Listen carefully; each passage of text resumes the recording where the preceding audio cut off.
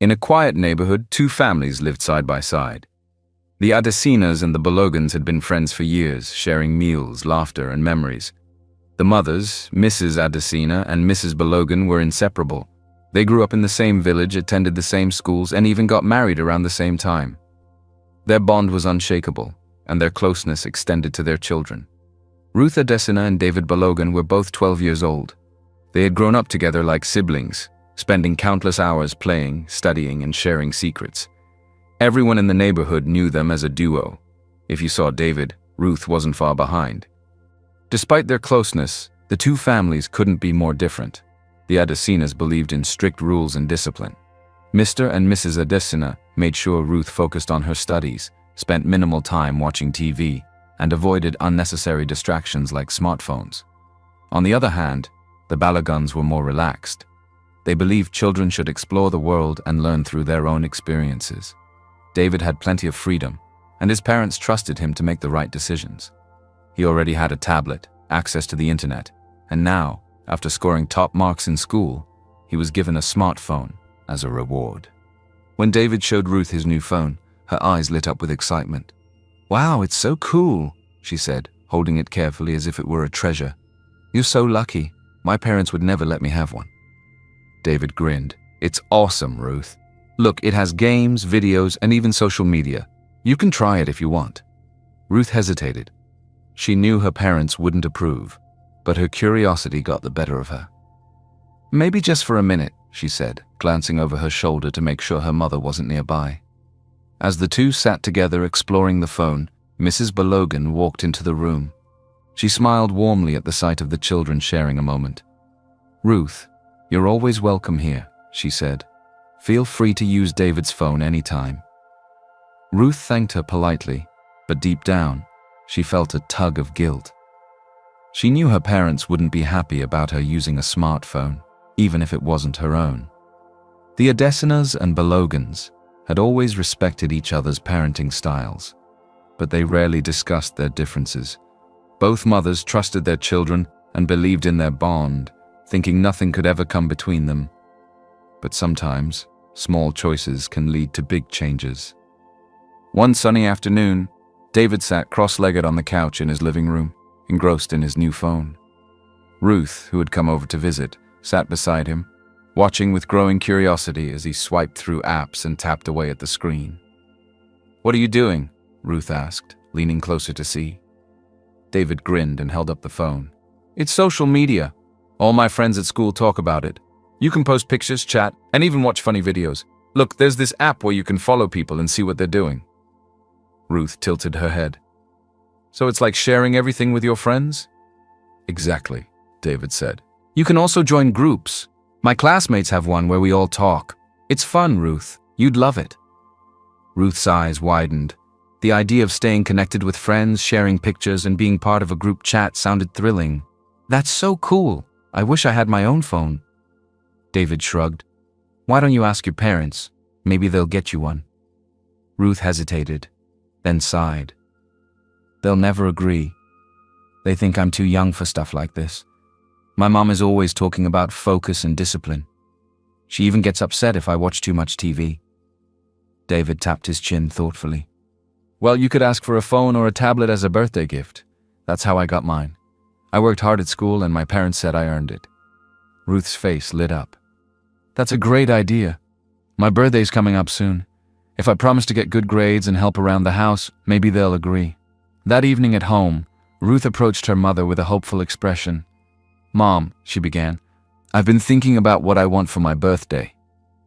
Mrs. Adesina set down the book she was reading and smiled. "And what would that be, Ruth?" "I want a phone," Ruth said, her voice steady but full of anticipation. "Or maybe a tablet, something I can use for school and to talk to my friends." The smile on her mother's face disappeared. "A phone," she repeated, her tone sharp. "You're too young for that kind of distraction." "But Mom—" "No, Ruth," her mother interrupted. "You don't need a phone. You should focus on your studies and the important things in life. Phones can wait." Ruth felt her chest tighten. "But David has one, and he's my age. He uses it for school too. David's family has their way of doing things. Mrs. Adesina replied firmly. We have ours. I won't let you lose focus because of unnecessary distractions. Over the next few days, Ruth couldn't stop thinking about her conversation with her mother. When she visited David again, she told him what had happened. My mom said no, Ruth said, slumping onto the couch. She thinks I'll get distracted. David frowned. That's not fair. You're not asking for much, it's just a phone. Ruth sighed. She doesn't understand. She thinks I'm still a kid. David nodded sympathetically. Then his face brightened. Hey, I can show you how to use my phone. You don't need your own to learn. Come on, I'll show you some apps and cool stuff. Ruth hesitated. Are you sure? What if my parents get upset? David waved off her concern. It's fine. They trust me. Besides, we're best friends. I want you to see how fun it is. With that, David handed Ruth his phone and walked her through the basics. How to use apps, browse the internet, and join group chats. Ruth's face lit up as she learned, her curiosity growing with every new discovery. David introduced her to his classmates' group chat, where they shared jokes, memes, and updates about school. It felt like a whole new world opening up before her. That night, as Ruth sat at the dinner table with her parents, her mother's voice pulled her back to reality. Ruth, I hope you've been keeping up with your studies, Mrs. Adesina said, her tone serious. Remember what I told you about distractions? Ruth nodded, but she couldn't help feeling frustrated. She wanted to tell her mother about everything David had shown her, the apps, the chats, the excitement of connecting with friends, but she knew it would only lead to another lecture. As she cleared the dishes, Ruth found herself torn between her desire to explore the digital world and her mother's strict rules. It had been a few weeks since David had started showing Ruth the world of apps and social media. By now, she was familiar with the basics, scrolling through posts, joining group chats, and even commenting on funny memes.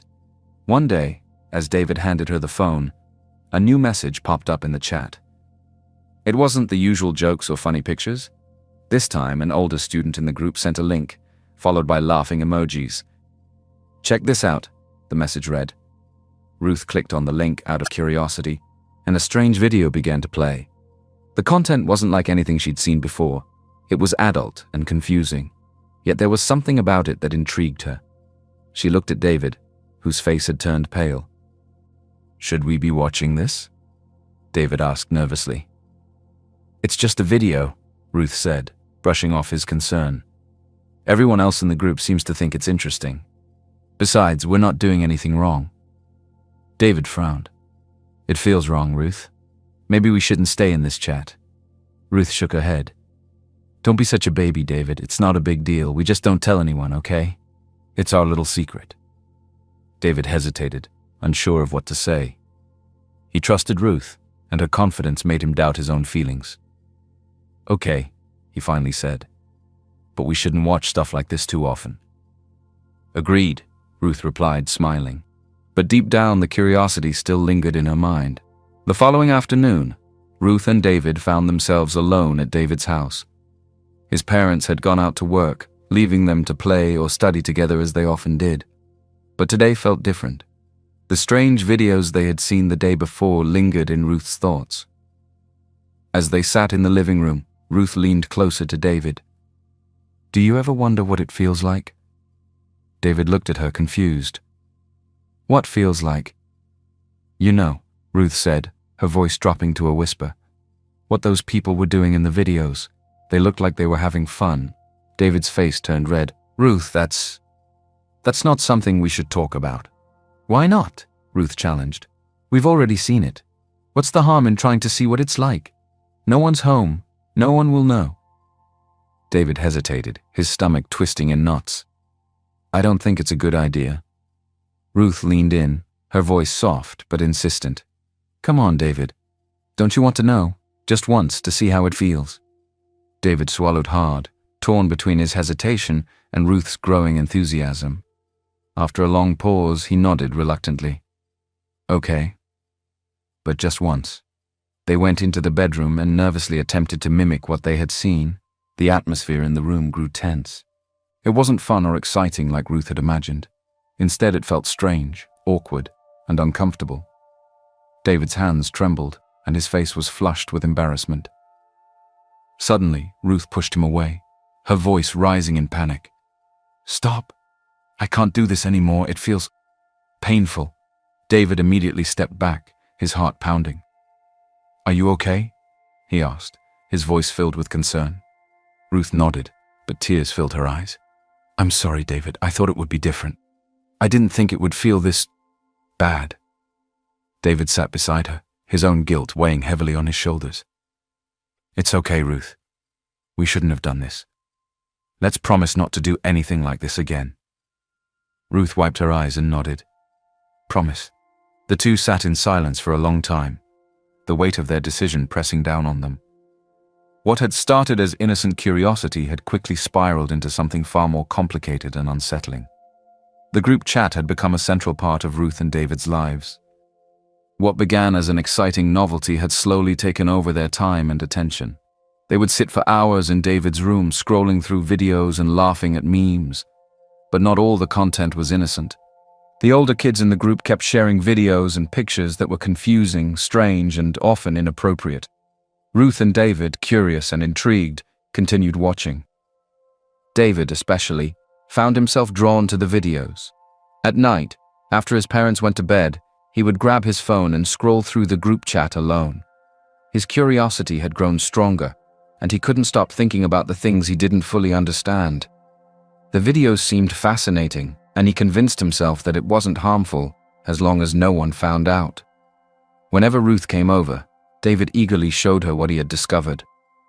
They would sit together, huddled over the phone, whispering and giggling. But sometimes, the content left them with more questions than answers. "We don't even understand what's happening in some of these videos," Ruth said one afternoon. "The last time we tried it was painful, but they looked so happy in these videos. Maybe we should just ask our moms." David froze, looking up from the phone. "Are you serious? You think we should tell them?" "Why not?" Ruth said. "They're adults. They'll know. And maybe they can explain why this stuff feels so weird." David shook his head firmly. "No way. They won't understand, Ruth.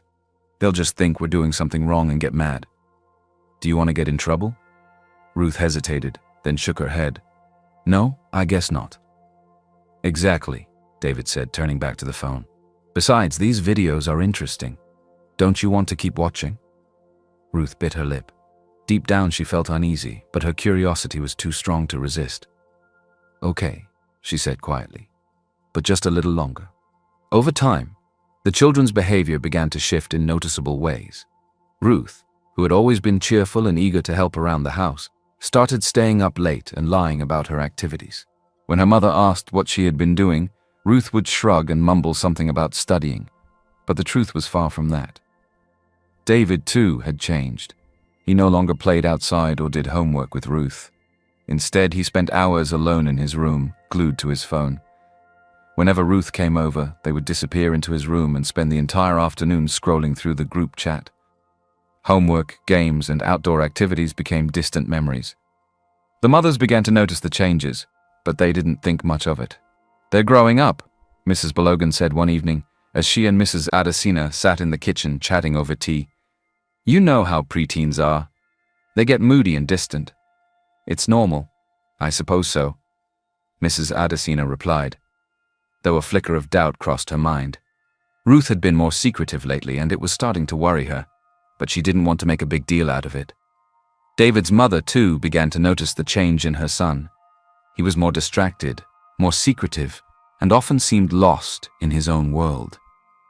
When she asked him what was wrong, he would shrug and say, "Nothing, Mom." One evening, as she passed his room, she noticed the faint glow of his phone screen through the crack in the door. "David, are you still awake?" she called. The screen turned off immediately. "I'm going to sleep, Mom," he said quickly. Mrs. Balogan frowned but didn't press the issue.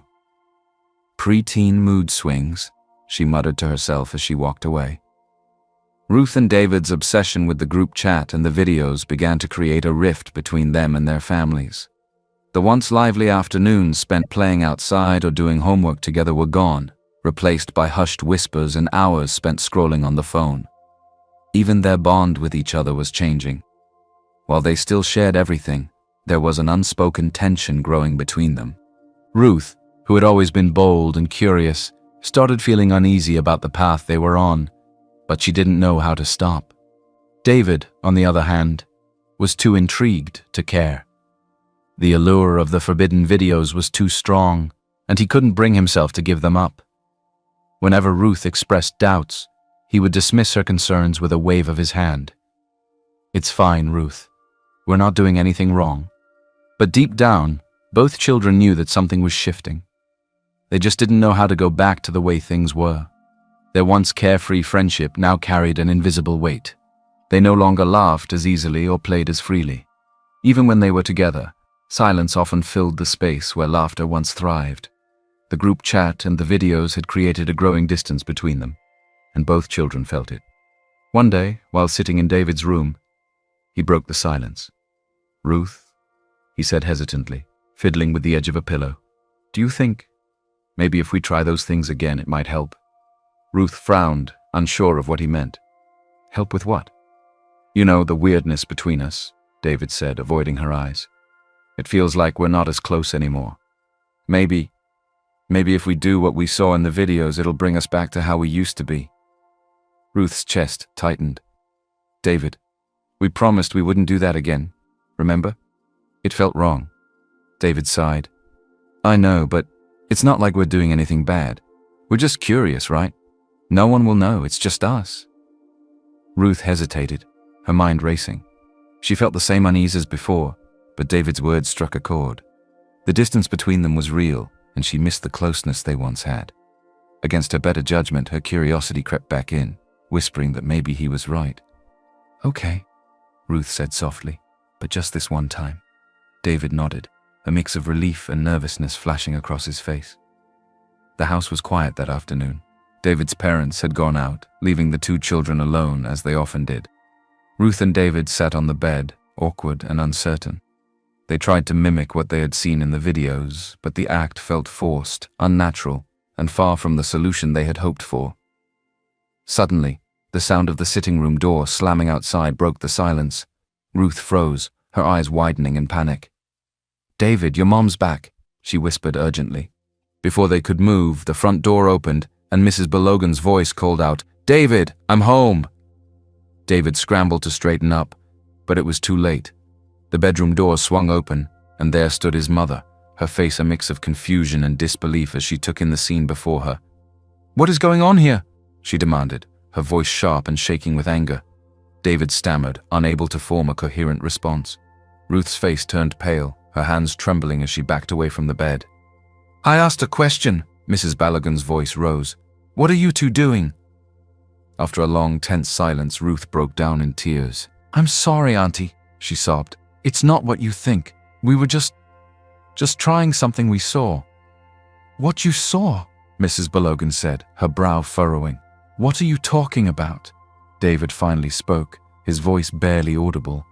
"It's the group chat," he said. "Some older kids sent videos and we watched them." "What videos?" his mother pressed, her tone harsh. "Explain yourselves, now." Bit by bit, the children confessed everything. The group chat, the inappropriate videos, their secret late-night sessions, and their attempts to mimic what they had seen. By the time they were done, tears streamed down both their faces. Mrs. Balogan stood still, her face a storm of emotions, shock, anger, and disappointment. "I can't believe this," she said quietly. "How could you let this happen, David, after everything we've taught you?" When Ruth returned home that evening, her mother was already waiting. Mrs. Balogan explained what had happened. As soon as she finished, Mrs. Adesina's face turned red with fury. "This is unacceptable!" Mrs. Adesina exclaimed, turning to Ruth. "How could you, after everything I've done to raise you right?" "I'm sorry, Mom," Ruth whispered, her voice cracking. "Sorry isn't enough," her mother snapped. She turned to Mrs. Balogan. "This is exactly why I've been so strict. Your lax parenting has corrupted my daughter." "Excuse me?" Mrs. Balogan shot back, her tone defensive. "Don't blame my son for your daughter's choices. They both made mistakes. My daughter wouldn't have even known about these things if it weren't for David and his phone," Mrs. Adesina retorted. And maybe if you weren't so controlling, Ruth wouldn't feel the need to rebel, Mrs. Balogun fired back. The argument escalated, the two mothers raising their voices as they defended their children.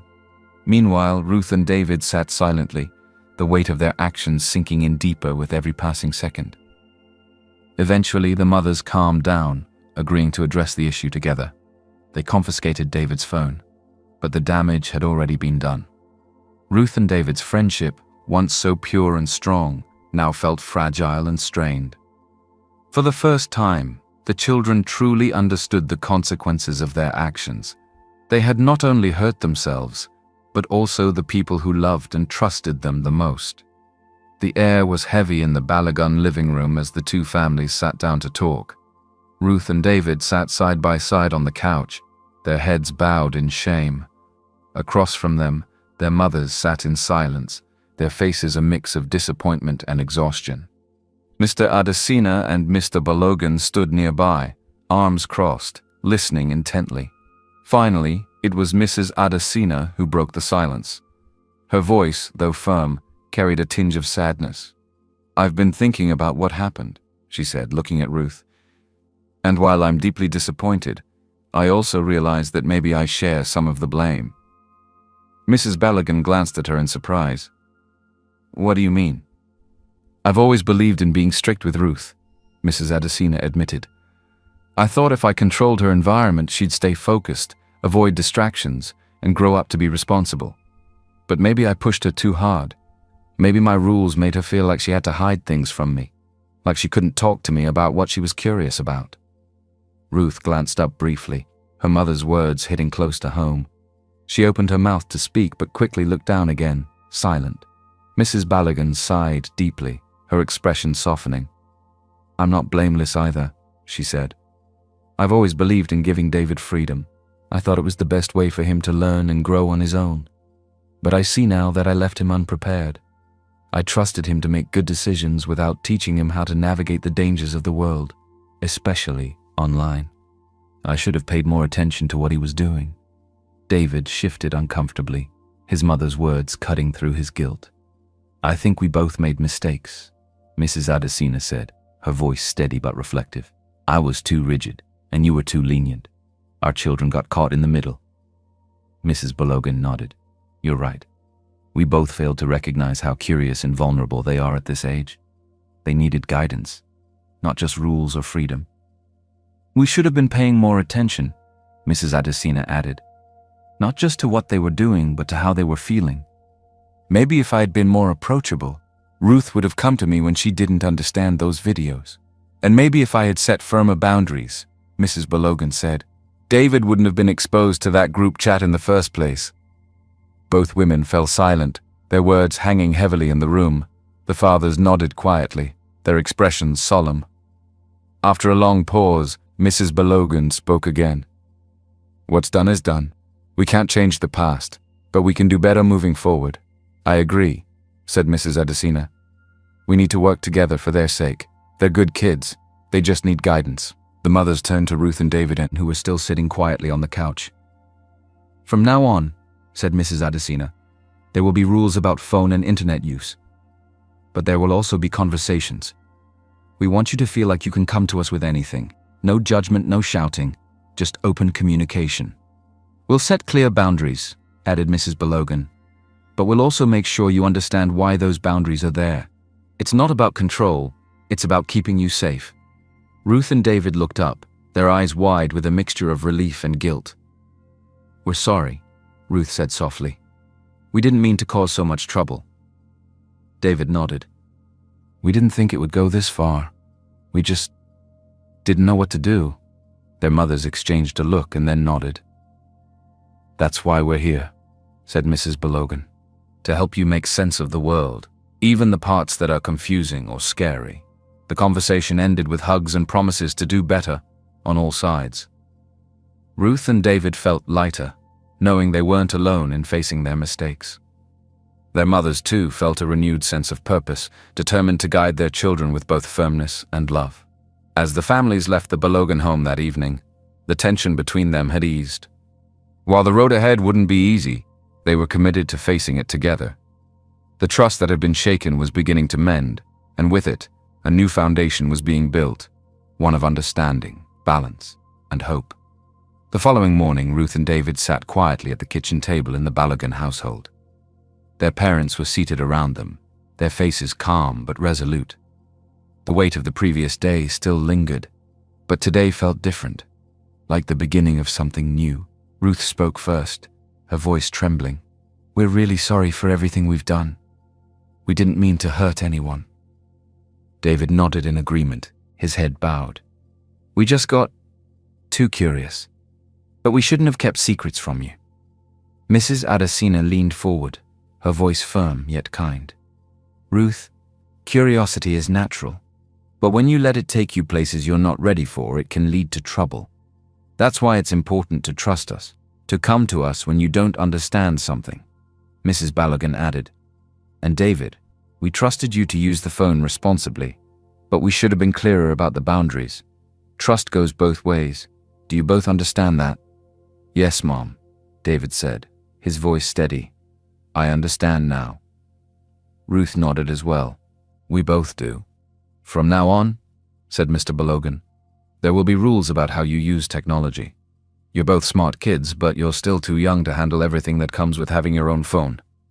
Mr. Adesina chimed in, his tone serious.